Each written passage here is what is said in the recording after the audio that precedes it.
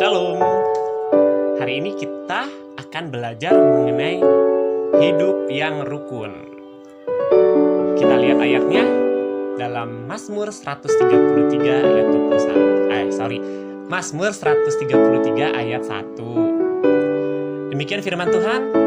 Sungguh alangkah baik dan indahnya apabila saudara-saudara diam bersama dengan rukun.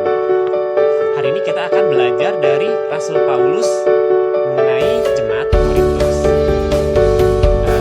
Adik-adik bisa baca kisah lengkapnya dalam 2 Korintus 12 ayatnya 11 sampai 21. Jadi di sini kakak hanya menjelaskan inti ceritanya supaya nanti kalian baca dengan komplit ya di Alkitab tentunya.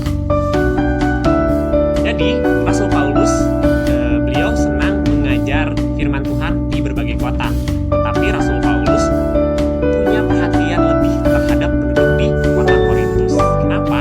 Karena Rasul Paulus ada beban terhadap kehidupan penduduk kota Korintus. Karena penduduk kota Korintus ini punya sifat-sifat yang kurang baik, yaitu suka berselisih, suka iri hati, suka egois, suka memfitnah, suka bikin kerusuhan. Sifat-sifatnya kurang baik semua ya. Sambil ditiru loh. Jadi di sini Rasul Paulus dia pada waktu sedang di tempat lain menulis surat. Surat apa? Bukan surat undangan, apalagi surat apa ya? Surat-surat yang umum, tapi surat peringatan. Adik-adik kalau dengar namanya surat peringatan dari kepala sekolah biasanya ya terhadap seorang murid, pikirannya apa? Berarti kalau murid tersebut mendapat surat peringatan, dia suka berbuat hal yang gak baik, melanggar peraturan sekolah, sehingga dapat surat peringatan dari kepala sekolah. Mungkin dia bisa diskors, bisa dipanggil orang tua atau hukuman lainnya. Nah, sama Rasul Paulus menulis surat yang berisi peringatan kepada warga kota Korintus. Bukan berarti Rasul Paulus benci, tetapi Rasul Paulus justru karena sangat mengasihi kota Korintus, dia menulis surat itu untuk menegur penduduk kota Korintus. Yang pertama adalah Rasul Paulus menunjukkan kesalahan jemaat Korintus.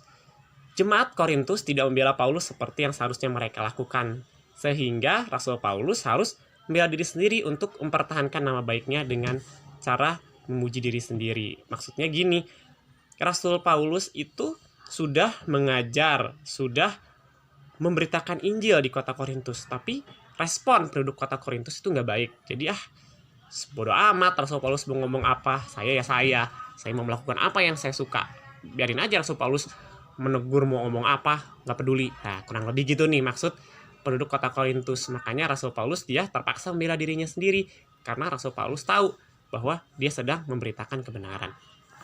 Yang kedua, Rasul Paulus menjelaskan panjang lebar, berarti banyak banget ya kesalahannya mengenai perilaku dan niat baiknya terhadap jemaat di kota Korintus. Jadi Rasul Paulus tuh dia bilang bahwa dia punya hati, dia punya keinginan, dia punya pengharapan supaya penduduk kota Korintus hidupnya menjadi lebih baik. Paulus tidak mau menjadi beban secara materi dan tidak ingin memperkaya diri sendiri.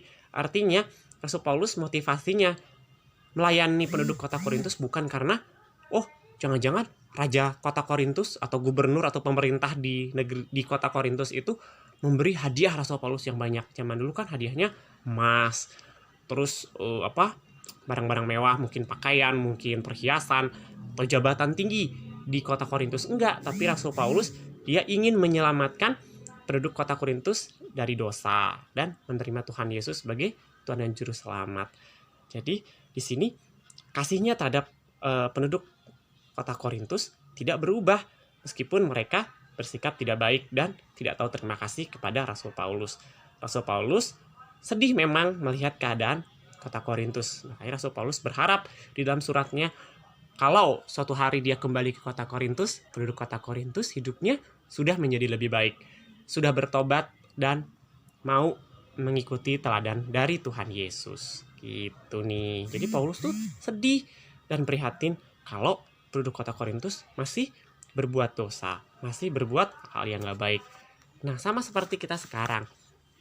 Dari kisah ini kita bisa belajar bahwa ternyata sifat iri, sifat dengki, cemburu, amarah, dan lain-lain yang disebut di dalam 2 Korintus 12, 11-21 itu sudah ada dari zaman dahulu kala.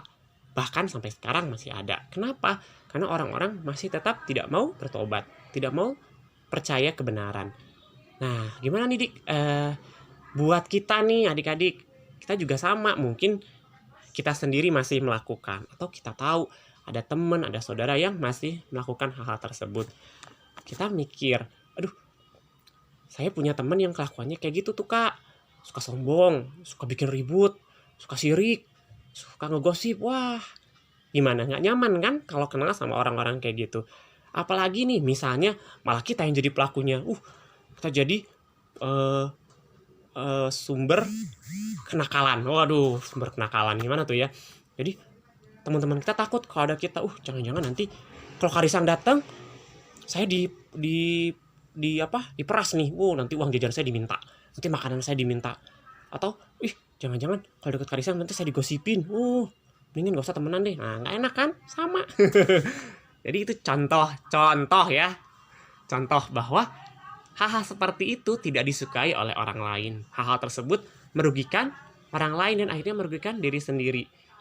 Kenapa merugikan diri sendiri? Karena kita jadi nggak punya teman, kita nggak punya sahabat, orang-orang benci sama kita, orang takut sama kita. Dan mungkin suatu hari kalau kita ngomong benar, orang udah nggak percaya karena kita sering berbohong. Jadi melalui firman Tuhan hari ini kita sama-sama belajar. Kita introspeksi diri, apakah sifat-sifat tersebut masih ada dalam diri kita apa enggak. Kalau itu enggak ada, puji Tuhan. Kalau masih ada, kita berdoa minta ampun supaya sifat-sifat itu hilang dari diri kita. Nah, tapi kalau pelakunya orang lain gimana tuh Kak? Sama, kita doain juga bahwa orang-orang yang masih melakukan hal tersebut, mereka juga perlu didoakan supaya apa? Mereka bertobat, mereka berubah, hidup mereka menjadi lebih baik sehingga nama Tuhan Yesus semakin dipermuliakan. Kita bersatu dalam doa. Bapa, di dalam nama Tuhan kami Yesus Kristus, terima kasih Tuhan, firman-Mu telah mengajar kami bahwa sifat-sifat sedemikian sudah tidak boleh dalam diri kami. Sifat iri, sifat dengki, suka marah, suka bikin ribut, suka berkelahi, tidak ada dalam diri kami lagi. Ampuni kami jika kami masih melakukan hal demikian, tapi kami mau berubah, kami mau bertobat, supaya sifat-sifat itu tidak dalam diri kami, dan biarlah nama-Mu semakin dipermuliakan. Lindungi kami, berkati kakak-kakak yang mengajar, berkati orang tua kami, dan biarlah Tuhan Yesus sepanjang minggu kami beraktivitas, nama-Mu dipermuliakan dari setiap perbuatan kami. Terima kasih Bapa, hanya di dalam nama Tuhan Yesus kami telah berdoa dan mengucap syukur. Haleluya, amin.